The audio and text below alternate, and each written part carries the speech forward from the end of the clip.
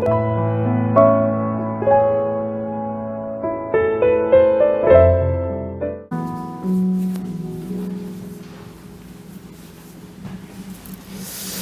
우리 한 주간 그리고 일평생 우리 응답받은 하나님 말씀을 우리 다 같이 보겠습니다.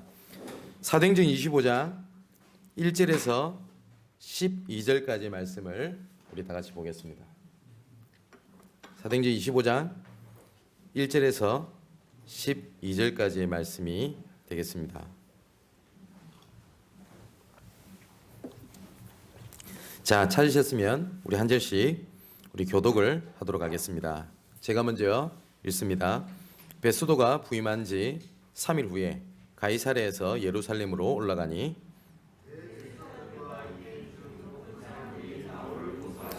베스도의 호의로 바울을 예루살렘으로 옮기기를 청하니 이는 길에 매복하였다가 그를 죽이고자 함이더라.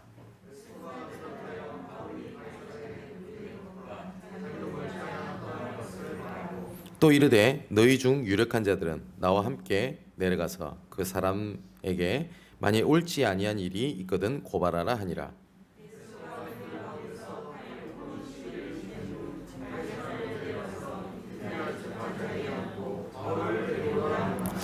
그가 나오매 예루살렘에서 내려온 유대인들이 둘러서서 여러 가지 중대한 사건으로 고발하되 능히 증거를 대지 못한지라.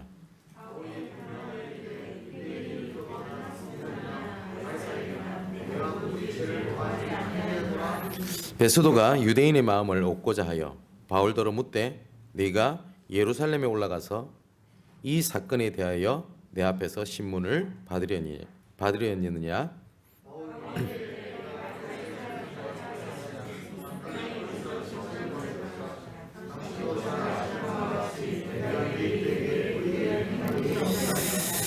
만일 내가 불의를 행하여 무슨 죽을 죄를 지었으면 죽기를 사양하지 아니할 것이나 만일 이 사람들이 나를 고발하는 것이 다 사실이 아니면 아무도 나를 그들에게 내줄 수 없나이다. 내가 가이사께 상소하노라 한데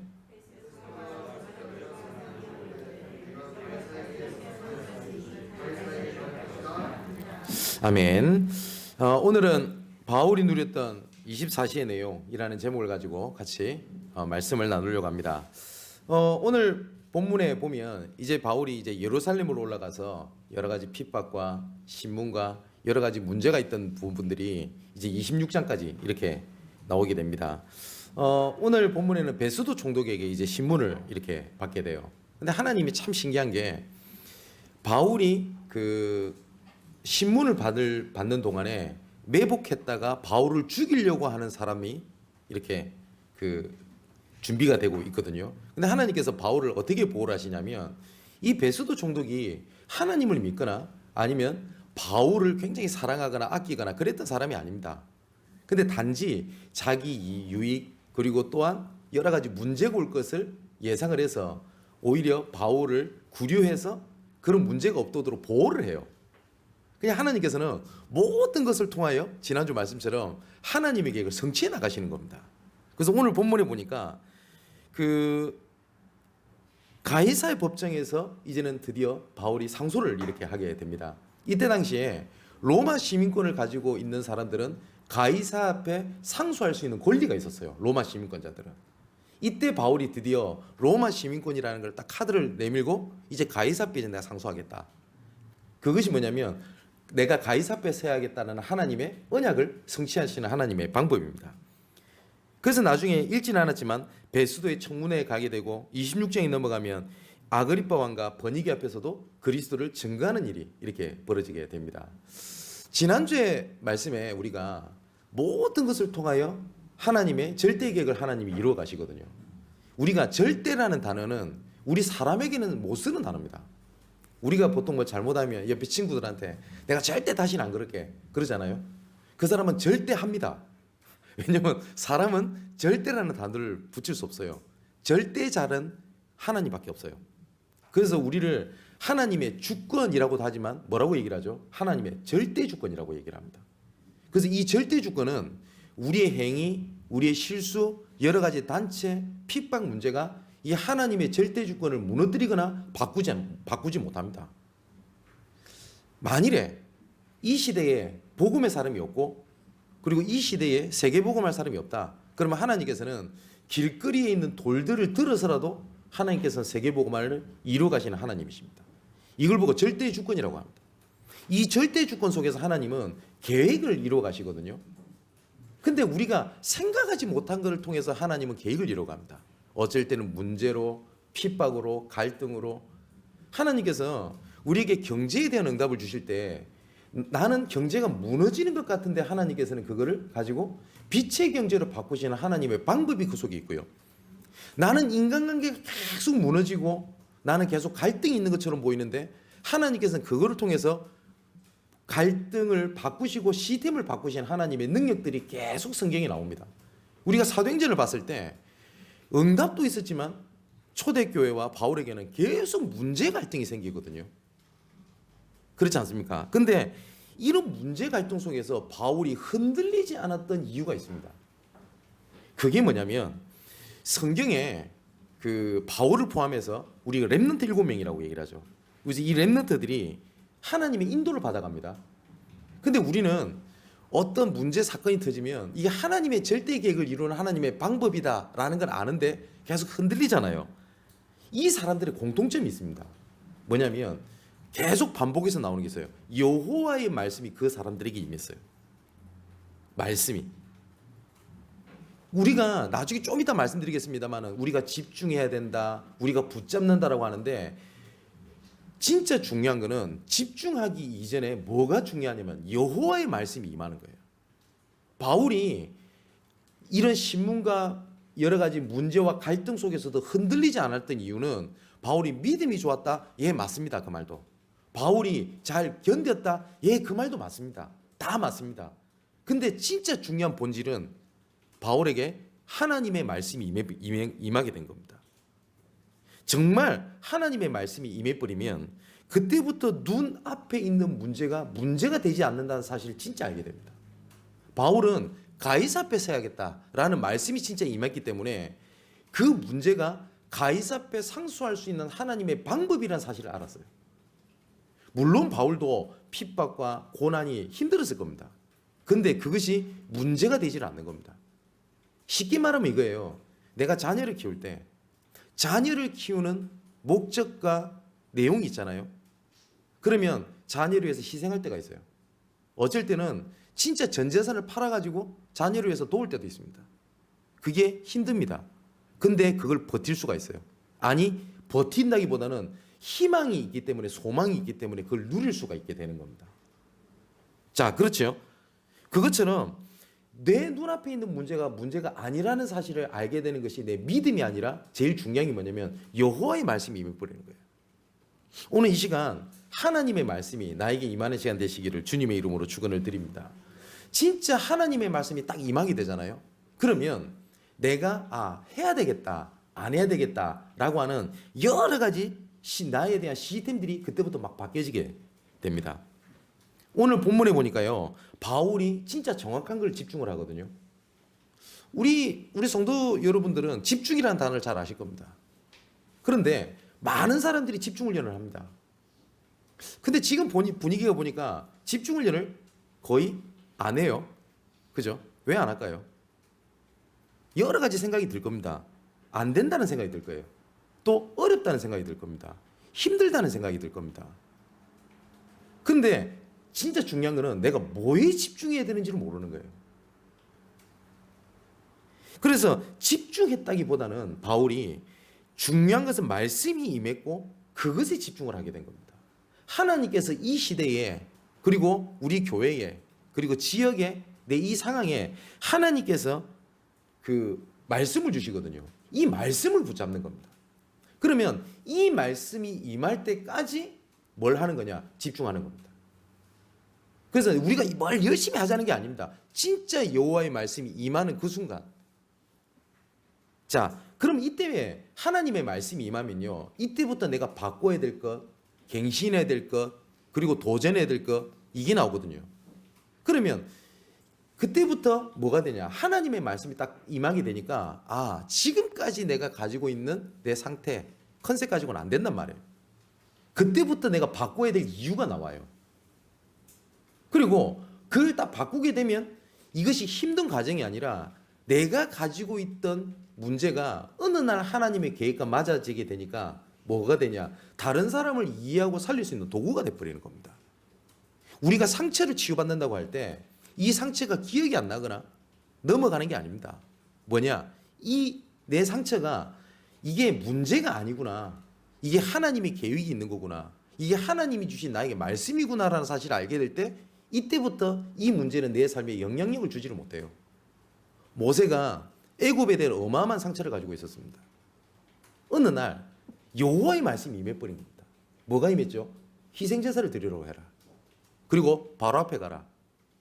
근데 이 말씀이 임했는데 모세에게는요 그 말씀을 붙잡을 수 있는 힘이 없었던 겁니다. 그래서 자꾸 상처 얘기를 합니다.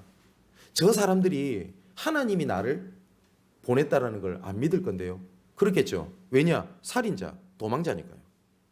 그리고 폐위된 왕자입니다. 그러면 자존심도 다 무너져 있거든요. 전 나이가 많아요. 또 두 번째, 모세가 말을 잘 못했던 것 같습니다.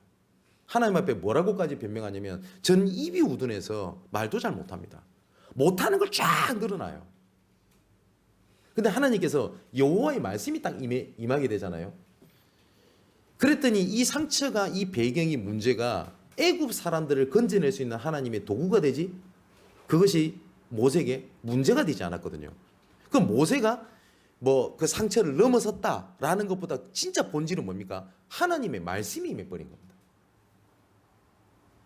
근데 이렇게 우리가 하나님의 말씀이 임해야 되고 우리가 예배를 드릴 때 우리가 말씀을 받는다라고 얘기를 하지 않습니까? 그죠? 그러면 이 말씀을 받는데 임하는데 방해되고 문제가 되는 것들이 있습니다. 그래서 우리가 지금 당장 문제가 있습니다. 갈등이 있습니다. 여러 가지 어려움이 있습니다. 이게 해결이 돼야 되겠습니다. 라는 것보다 더 시급한 게 뭐냐면 하나님의 말씀이 임하는데 방해되는 그것들을 시급하게 치유하는 것이 하나님의 가장 제일 첫 번째 하나님의 계획입니다. 그래서 하나님께서는 지금 계속 우리에게 말씀을 주고 계시는 거거든요. 우리가 24시간 하나님을 바라볼 수가 있냐라고 질문을 하면 하나님이 나와 24시간 함께 하시기 때문에 우리가 24시간 바라볼 수가 있어요. 우리가 24시를 한다는 말은 내가 24시를 하려고 몸부림치는 게 아니라 24시간 함께 하시는 하나님의 언약을 잡는 것부터가 24시 시작이에요. 근데 24시 되지 못하도록 사단이 여러 가지로 함정으로 틀로 올무로 속이는 것들이 굉장히 많습니다. 그 첫 번째가 뭐냐면 대부분 사람들이 응답을 쫓아가지 응답이 따라온다는 사실을 몰라요. 그러니까 자꾸 응답을 못 누리는 사람들의 특징들이 있습니다. 계속 조급해요. 안 된다고 생각을 하는 겁니다. 그러니까 조금 흥분하면요 막 좋아합니다. 응답 받았다고 하고 그리고 내 말씀 붙잡았다고 얘기를 하고 근데 조금 안 되면 낙심해 버려요. 왜 그러냐? 응답이 됐다 안 됐다에 따라서 내 상태가 왔다 갔다 하는 겁니다. 사랑하는 성도 여러분, 영적인 조급함은요 시급하게 치유받을 영적 문제입니다. 근데 성경에는 기다리라는 말씀이 굉장히 많이 나옵니다. 기다리라는 말씀이 임해버리면 기다리라고 하는 것이 버티는 게 아니라 누림이 돼요. 그죠? 반드시 나 여호와가 때가 되면 속히 이르리라 라는 말씀이 진짜 붙잡아지면 그 기다림이 문제가 되지 않습니다. 제가 이런 표현을 많이 하죠. 만일에 한 3년 뒤에 여러분에게 한 100억 정도 100억 워낙 억 단위를 해먹는 사람들이 많아서 100억 이래도 크게 안 느껴지는데 한 500억 합시다. 그러면 한 500억 정도가 들어올 수 있는 확실한 뭐가 있어요. 지금 당장 돈이 없어요. 그래서 먹을 게 없어요. 그럼 물론 먹을 게 없으니까 배도 고프고 그렇겠죠. 근데 그걸 누릴 수 있습니다. 뭐 다이어트 하지 마. 이래 될 수 있어요. 그죠? 그리고 과감하게 도전도 할 수 있습니다. 한 500억 정도 들어오니까 당장 몇 억 빌리는 것이 그렇게 크게 걱정되거나 문제되지 않아요. 그래서 필요할 땐 투자도 합니다. 왜냐? 올 거니까. 근데 지금 당장 먹을 게 없고 들어올 게 없어요. 그럼 지금 당장 눈앞에 보면 10만 원을 투자를 하고 10만 원을 빌리는 것도 나한테 갈등이 되고 문제가 됩니다. 그죠? 그럼 진짜 중요한 건 뭐냐면 내가 지금 된다 안 된다가 중요한 게 아니라 하나님께서 나에게 주신 말씀이 있습니다. 분명히 나를 향한 계획이 있습니다. 그걸 이끌어 가시는 하나님의 계획이 있다니까요. 그걸 보고 천명이라고 합니다. 하나님이 나를 향한 계획. 이거를 내가 붙잡을 때 소명이라고 합니다. 이것을 이루어 가시는 하나님의 응답이 있는데 그걸 보고 사명이라고 얘기를 해요. 그래서 하나님께서는 우리에게 기다리라 라고 말씀을 하시는 게 버텨라 아니면 참아라 라는 말씀이 아니라 말씀이 임했다라는 겁니다. 그럼 사랑하는 성도 여러분, 하나님께서 이 시대에 우리 교회를 향해서 하나님 주시는 말씀이 있습니다. 그리고 하나님께서 이 시대에 나에게 주시는 말씀이 있습니다. 이 말씀이 나에게 임하게 되면 눈앞에 있는 문제가 안 됩니다. 그리고 진짜 말씀이 임하게 되면 그때부터 내가 안 되는 시스템들이 보여지기 시작을 하고 하나님께서 진짜 되어질 수밖에 없는 시스템으로 하나님께서 만들어 가시게 되는 겁니다. 이걸 보고 언약의 여정이라고 얘기를 하거든요.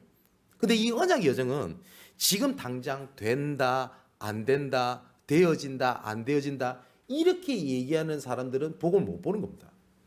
지금 당장 내가 전도가 된다, 안 된다, 되어진다, 안 된다 이렇게 말하는 사람은 죄송하지만 전도 못 본 겁니다.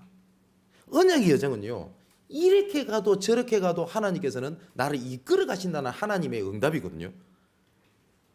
그런데 하나님의 사람은 반드시 이렇게 가야 돼. 이렇게 응답받아야 돼. 그게 틀이 돼버리면 이 언약의 여정을 누릴 수가 없게 돼요. 그리고 굉장히 머리가 굉장히 복잡해집니다. 이렇게 가야 되는 것 같은데 내가 안 되거든요.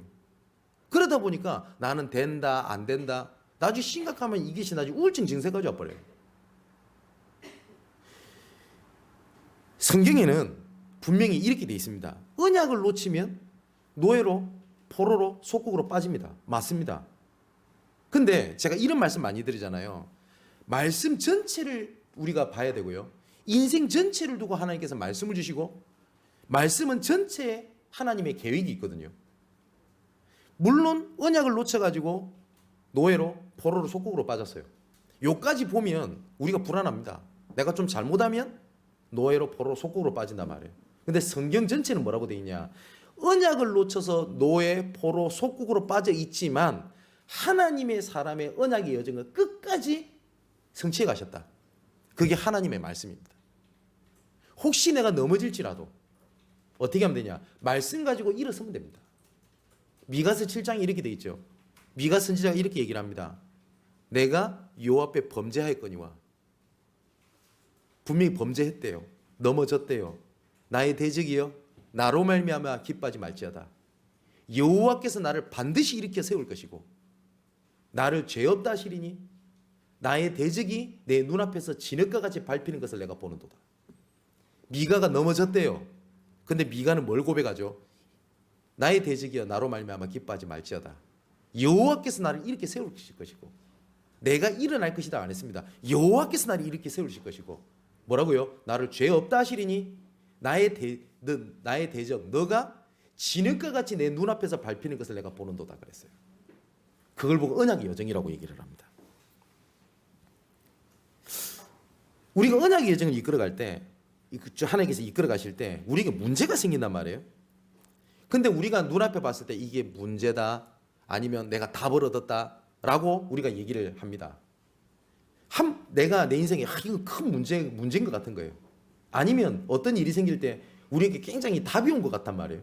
근데 어쩌면요 이것이 문제인지 알았는데 문제가 아닌 게 있고요. 내가 답인 줄 알았는데 답이 아닌 게 있어요. 중요한 것은 모든 것은 하나님께서 언약의 여정을 이끌어 가시는 과정이고 하나님의 방법이지 문제와 사건과 여러 가지가 언약의 여정을 막지를 못합니다. 우리가 자꾸 언약의 여정을 얘기를 하는데 언약의 여정은 딱 두 가지예요. 뭐냐면 내가 알고 인도받아 가냐 모르고 끌려가냐는 겁니다. 이왕 언약의 여정 속에 계신 여러분 인도받아 가시기를 주님의 이름으로 축원을 드립니다. 그래서 하나님께서 말씀을 주신다니까요. 그거에 따라서. 근데 사단은 이것을 계속 보지 못하도록 말씀이 임하는 게 아니라 자꾸 과거 그리고 사람 문제 이게 창세기 3장 6장 11장 문제거든요. 여러분 과거에 있었던 사건들이 상처가요, 나한테 진짜 메시지로 딱 들어가 버리면 나는 그렇게 살고 싶지 않아도 어떻게 되죠? 과거를 기준해서 생각하고 현재를 보고 미래를 보고 쏟고 살아가잖아요. 그걸 보고 말씀이 임했다고 한다고요. 그래서 우리 다락방에서 잘 쓰는 표현이 메시지를 붙잡아라. 메시지를 들으라는 말이 그 말입니다. 잘못된 메시지가 탁 들어가 버리면 반드시 사람은 그렇게 살아요. 이슬람에서 어떤 폭탄 테러라든지 자살 테러 이런 것들 이루어질 때 보십시오. 10살짜리 애들이 폭탄을 짊어지고 뛰어들거든요. 이거를 뭐 맛있는 걸로 꼬신다고 애들이 뛰어들 것 같습니까? 아닙니다. 뭐가 들어간 겁니다. 그죠? 그것처럼 하나님의 말씀이 임하면 돼요. 혹시 내가 진짜 실패했다, 정말 실패했다면 그때부터 내가 다른 것에 집중하고 있었고, 그리고 틀린 것에 집중하고 있었고, 망할 것에 집중하고 있었던 것을 찾아내면 돼요. 그 찾아낼 수 있는 하나님의 응답입니다. 진짜 실패는 뭔지 아십니까? 실패도 내가 뭐 때문에 실패했는지 모르는 게 진짜 실패예요. 정말 실패했다는 것, 실패했던 이유를 딱 알잖아요. 그럼 그걸 가지고 역발상을 딱 반대로 하면 그때부터 응답이 옵니다.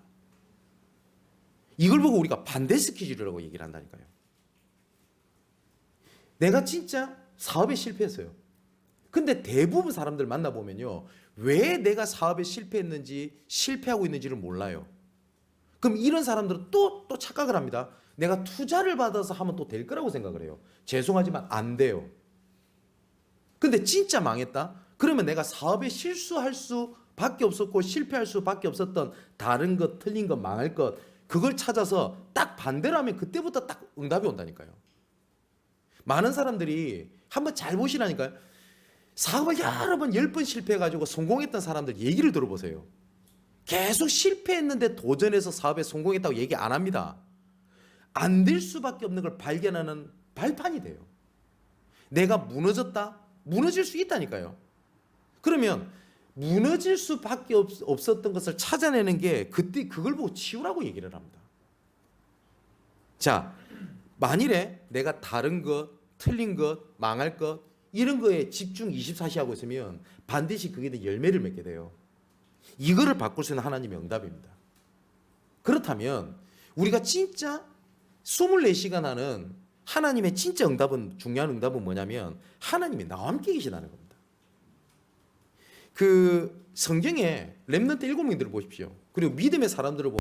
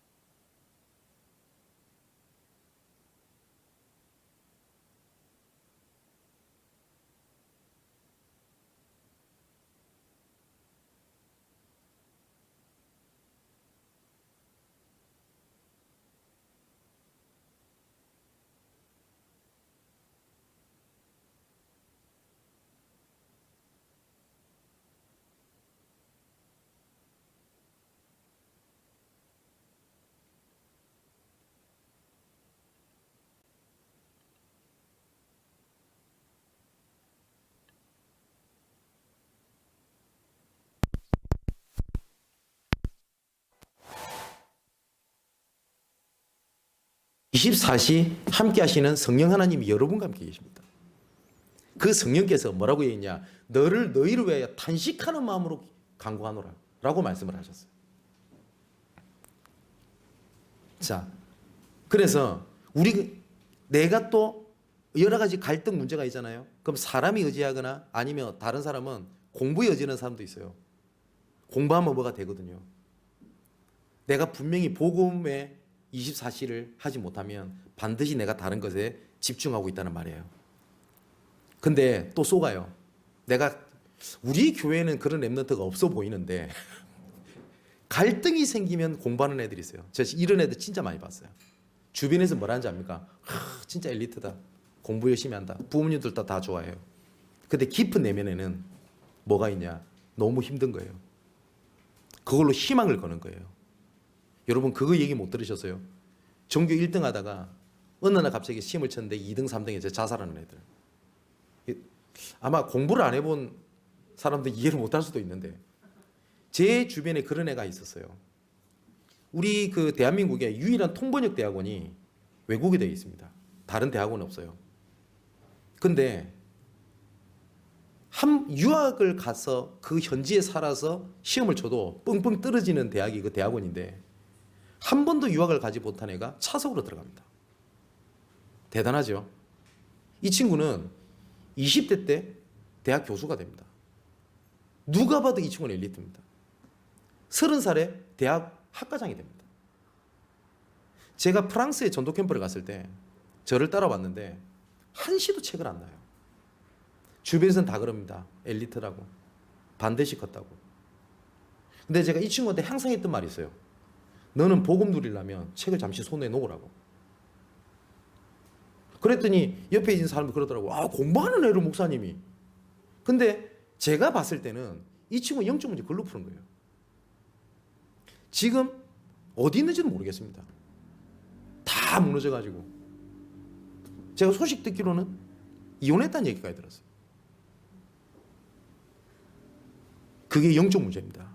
우리가 영적 문제라면 귀신 보이고 그것도 맞아요. 근데 내가 복음이 아닌 다른 거에 딱 붙잡혀 있잖아요. 사단은 그걸 딱 겁니다. 근데 이것이 좋은 모습으로 드러날 수 있다니까요. 왜 엘리트들이 망하는지 압니까? 내가 가진 영적 스트레스 상처를요, 그거에 올인을 해버립니다. 그러니까 인기도 끌고요, 실력도 드러냅니다. 근데 응답은, 실력은, 경제는, 인기는 그리스도가 아닙니다. 어느 날 한계가 와버리면 무너져 버리는 겁니다. 근데 더 웃긴 거, 이 영적 문제를 모르다 보니까요, 주변 사람들이 속는 겁니다. 그래서 어떻게 하냐? 모델로 삼아요. 그리고 그렇게 해라고 가르칩니다. 이것이 사회 분위기가 돼가지고 영적 문제로 계속 무너져 버리는 겁니다. 자, 그렇다면 우리가 24시를 한다, 집중을 한다 했을 때 24시를 붙잡아야 될 내용이 있습니다. 가장 첫 번째가 아까 말씀드렸던 것처럼 우리가 무조건 말씀 많이 듣자, 많이 들으라, 기도 많이 해라, 그것도 집중입니다. 근데 그거보다 앞선 것이 뭐냐면 진짜 본질을 놓치지 말아야 돼요. 사도행전을 통해서 보면 우리가 사도행전 1장 1절, 1장 3절, 1장 8절을 우리 138이라고 얘기를 하죠. 이걸 갈보리, 감람산, 마가다락방 이야기라고 얘기를 합니다. 갈보리 언약은 뭐죠? 그리스도께서 십자가에서 모든 문제를 끝냈다는 겁니다. 그렇기 때문에 눈앞에 보이는 문제는 문제가 아니라 이미 끝난 거니까 감람산은요, 하나님의 나라 일을 위하여 하나님께서 나라를 이끌어 가시는 겁니다. 우리 힘으로 안 됩니다. 그래서 8절에 성령 충만을 주시겠다고 약속을 하셨어요. 이걸 진짜 붙잡게 되면 두 번째 내가 집중해야 될 파악일 게 나와요. 뭐냐면 주와 부가 나뉘어야 돼요. 공부를 하는 것도 뭐가 되면 주와 부를 붙잡아야 될 게 있거든요. 공부를 가르치는 선생님들이 보통 그렇게 합니다. 집중력이 좋을 때 가장 필요한 것을 공부를 하고요. 그리고 좀 편한 것들은 좀 약간 흐트러졌을 때 공부를 하라고 가르쳐요.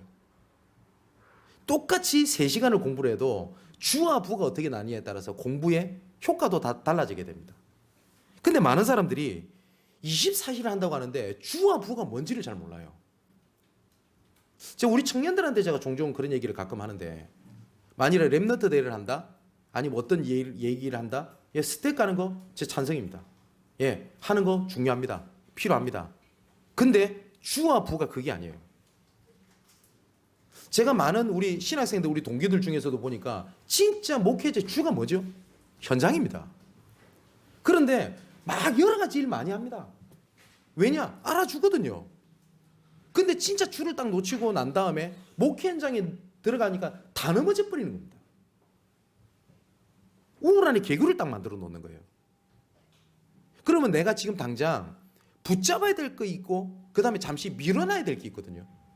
보고만 해서 조금만 내가 말씀을 붙잡고 하나님 말씀이 임하게 되면 내가 그냥 지나쳐야 될 것에 나는 그 집중하고 있고 진짜 중요한 거는 내가 놓치고 있는 경우들이 되게 많습니다. 자, 그 주와 부를 구분을 해서 세 번째 뭘 하는 거냐? 집중을 하는 겁니다. 그러면 이때부터 뭐가 맞냐? 24시라는 말은 시간적인 개념이라는 말도 맞지만 24시라는 것은 바라본다는 개념도 맞습니다. 계속 그걸 바라보고 움직이는 겁니다. 그래서 바울이 그 빌립보서 3장에 이런 얘기를 하잖아요. 내가 그리스도를 아는 지식이 너무나 고상해서 다 배설물로 여긴다. 그리고 뭐라고 얘기를 하죠? 내가 이 모든 것을 배설물로 여기는 이유는 뭐라고 돼 있죠? 내가 그리스도를 얻고 내가 뭐 다 필요 없다 막 이제 막 복음이면 된다. 그 말이 아니라 버릴 걸 왜 버리냐? 내가 그리스도를 얻기 위하여. 그리고 뭐라고 얘기를 하냐? 내가 이미 얻었담도 아니요, 이미 이루었담도 아니라 내가 주께서 보여주신 그 표대 말씀이죠. 그 말씀을 향해서 지금도 달려가는데 바울이 딱 그렇게 얘기를 합니다. 뒤를 돌아보지 않고 지금 내가 앞을 향해서 달려간다라고 얘기를 합니다. 그걸 보고 집중이라고 얘기를 해요. 자, 그렇다면 내가 이 집중의 시간을 위해서 내가 조금만 우리가 붙잡아야 될 게 있습니다. 지난주 말씀처럼 내가 조금만 영적인 흐름, 내 삶의 흐름, 육신의 흐름을 갖출 수 있는 내 영적인 시스템이 있지 않습니까? 이거를 내가 집중의 시간들을 조금만 내가 붙잡아 놓고 좀 다른 단어로 써볼게요. 1시간을 집중하는 게 아니라 1시간을 몰입을 하는 겁니다. 기도를 3시간 한다, 4시간 한다가 중요한 게 아니에요. 내가 10분을 기도하더라도 내 생각을 내려놓고 내가 말씀에 몰입할 수 있는 그 집중을 얘기를 합니다. 내가 주와 부가 구분이 되고 집중을 하게 되면 이걸 놓고요. 이제 진짜 중요한 게 있어요. 집중을 할 때 내 삶과 동떨어진 집중을 하자는 게 아닙니다. 우리가 교회에 계속 모여가지고 40일 집중 훈련한다. 이래가지고 매일 모여갖고 훈련을 하면 은혜도 받을 겁니다. 뭐 좀 될 것 같습니다. 근데 이렇게 계속 하다 보면 뭐가 안 되는지 압니까? 뭐가 시급하고 뭐가 하나님의 계획인지를 잘 보기 어려워요. 하나님의 모든 응답은 어디에서 오냐? 현장에서 옵니다. 내 삶에서 옵니다. 아마 우리 랩런트들 몇 명은 이해할 거 아닙니까? 중간에 학업을 포기한 랩런트들이 있어요. 저는 무조건 그런 친구들 공부시킵니다. 뭐 고등학교 졸업장이라도 좀 나와야지, 아니면 뭐 중학교 졸업장이라도 나와야지 나중에 직장 생활하고 좀 벌어먹고 산다. 그 수준 낮은 얘기를 하는 게 아닙니다. 그 청소년 랩런트 시기 때 제일 중요한 현장이 어디냐면 학업입니다. 그럼 이 학업을 제껴놨다는 거는 내 현장을 제꼈다는 말이에요. 그러면 우리 랩런트들이 학업을 포기한 상황에서 저랑 같이 훈련 다니고 집회 다니고 전도 현장 같이 다니고 하면 은혜 받겠지요? 이 친구는 현장에서 살아남으면서 힘이 아무것도 없어요. 진짜 시급한 게 뭔지가 보여진다니까요. 그러면 그 현장 속에서 그러고 있다가 이제는 뭐가 보이냐? 흐름이 보이는 겁니다. 아, 이래서 하나님이 나를 불렀구나. 그래서 하나님이 이래서 이 사람을 나에게 붙이셨구나. 이거를 우리가 9가지 포인트라고 얘기를 하거든요. 그 상황에서 제가 지지난주에 금요 메시지 때 얘기를 드렸는데, 그럼 이런 흐름 속에서 내가 뭘 해야 될지를 시간표를 찾아내잖아요. 그걸 보고 최고, 최선, 최적의 시간표를 딱 찾아내는 거예요. 이 말씀은 제가 금요일에 좀 자세하게 좀 말씀을 좀 드렸습니다. 최고의 시간표라는 건 뭐냐? 내가 말씀이 임했거든요. 그러면 최선의 시간표라는 건 뭐냐? 내 위치입니다. 그죠? 그리고 최적의 시간표라는 거는 내 상황이고 그리고 내 위치입니다. 뭐냐? 내 시간표입니다. 목사로서 해야 될 일이 있고요. 전도사로서 해야 될 일이 있고, 그리고 렘넌트로서 해야 될 일이 있고, 청년에서 해야 될 일이 있어요. 근데 목사가 해야 될 일을 청년이 하고 있으면 안 돼요. 그리고 청년이 해야 될 일을 목사가 하고 앉아 있는 거예요. 그럼 됩니까? 자, 이래놓고 딱 보면 내가 가지고 있는 전문성을 살려야 될 이유가 그때부터 보여요. 이래놓고 이제는 뭐라 하는 거냐? 이 모든 것은 불신자들도 똑같이 볼 수 있는 내용입니다. 근데 우리는 다른 거예요. 아무도 보지 못하고 갈 수 없는 걸 딱 보는 겁니다. 그걸 영적 세계라고 그래요. 그래서 바울은 그냥 범죄자인 것처럼 움직인 것처럼 보이지만 바울에게는 영적 세계에 집중할 게 있었습니다. 뭐가 있었죠? 내가 로마도 봐야 하리라. 내가 가이사 앞에 서야 하리라. 로마 보고 말하는 계획이 있었어요. 그러니까 잡혀가도 문제가 안 됐던 겁니다. 어쩌면 바울이 잡혀간 걸 하나님의 최고의 기회로 본 겁니다. 바울이 집중했던 내용이 이겁니다. 그랬을 때 오늘 본문처럼 베스도 총독에게 신문을 받고, 그리고 청문회가 열리고 아그리빠 왕에서 버니게 앞에서 이렇게 복음을 전가할 때 바울이 흔들리지 않고 복음을 전하는 장면이 나옵니다. 오늘 본문에도 가이사 앞에 상소를 하죠. 이거는 내가 너무 힘드니까 황제라도 나를 도와주겠지. 그거 아니라는 거 여러분 아시죠? 우리가 계속 사도행전을 봐왔으니까. 에베소 사역 이후에 뭐라고 돼 있죠? 응답 이후입니다. 그 일이 있은 후에 바울이 뭐라고 하죠? 내가 로마도 봐야 하리라. 그리고 가이사 앞에 서야 하리라. 자, 이제 결론을 맺으려고 합니다. 이제 제가 첫 번째 말씀드렸죠. 여호와의 말씀이 임했다고 하잖아요. 그러면 우리가 하나님의 말씀을 붙잡을 때 반드시 기억해야 될 게 두 가지가 있어요. 말씀에는 배경이 있고 말씀에는 흐름이 있습니다. 제일 위험한 것 중에 하나가 뭐냐면 이걸 딱 놓치고 난 다음에 어떤 한 단어를 딱 들으면서 하나님의 계획이다. 이거 굉장히 위험합니다. 제가 종종 예를 들죠. 한번 지교회 가가지고 포럼을 하는데 당당하게 얘기하더라고요. 오늘 회사 때려치웠대요. 왜?